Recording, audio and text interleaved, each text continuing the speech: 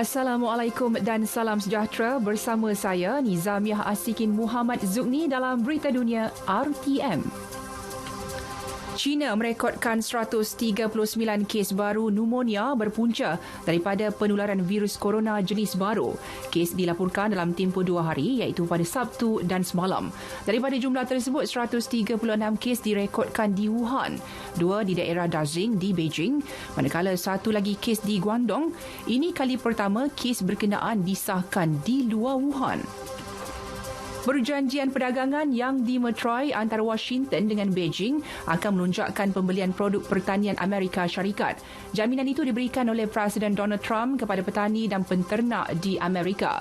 Menurut beliau, perjanjian perdagangan fasa pertama yang ditandatangani Rabu lepas akan memberi manfaat besar kepada golongan berkenaan.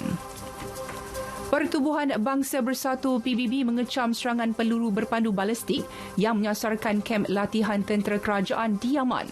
Tindakan itu dikuatiri menggagalkan proses damai bagi mengakhiri perang yang berlarutan sejak hampir 5 tahun lalu. Tentera Yaman menerusi satu kenyataan mendakwa serangan yang dilancarkan pemberontak Houthi itu meragut 79 nyawa dan mencederakan 81 yang lain.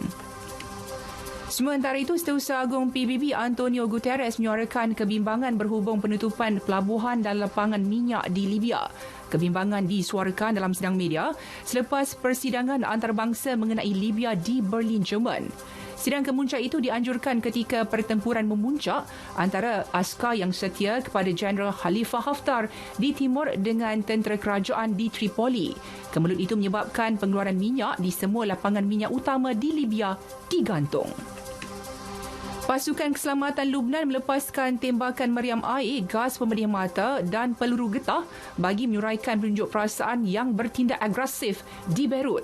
Tunjuk perasaan itu diadakan berhampiran bangunan parlimen sehari selepas lebih 370 orang cedera dalam rusuhan terburuk sejak bantahan bermula Oktober lepas.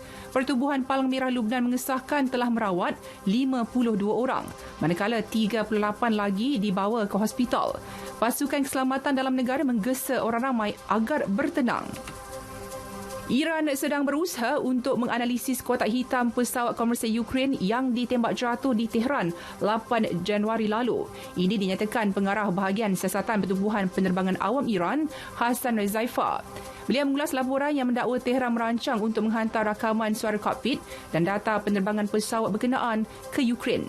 Menurut Rezaifah, setakat ini belum ada cadangan untuk menghantar kotak hitam itu ke negara lain. Parlimen Jordan sebulat suara meluluskan rang undang-undang yang melarang pengimportan gas dari Israel. Rang undang-undang itu akan dibawa ke Kabinet sebelum menjadi akta. Isu pengimportan gas dari Israel membelenggu Jordan sehingga mencetuskan bantahan di negara itu. Lebih 1,000 bank, pengurus aset dan syarikat insurans di negara-negara Kesatuan Eropah merancang untuk membuka pejabat di Britain selepas proses Brexit selesai. Ia bagi membolehkan mereka terus memberikan khidmat kepada pelanggan di United Kingdom. Sebagai permulaan, syarikat-syarikat berkenaan telah memohon kebenaran sementara untuk beroperasi di Britain selepas 31 Januari iaitu tarikh akhir untuk negara itu meninggalkan EU. Ketika ini, mereka menawarkan khidmat kepada pelanggan di UK secara terus dari pangkalan masing-masing. Sekurang-kurangnya 75 banduan termasuk anggota sebuah kumpulan jenayah terancang di Brazil meloloskan diri dari penjara di Paraguay. Mereka melarikan diri selepas menggali terowong dari dalam penjara. Berikutan kejadian itu, pengarah penjara berkenaan bersama 6 pegawai dipecat. Menteri Keadilan Paraguay, Cecilia Perez, percaya pegawai penjara telah bersekongkol dengan banduan yang membayar mereka untuk mendiamkan diri. Kejohanan bola sepak Asia Challenge Cup 2020.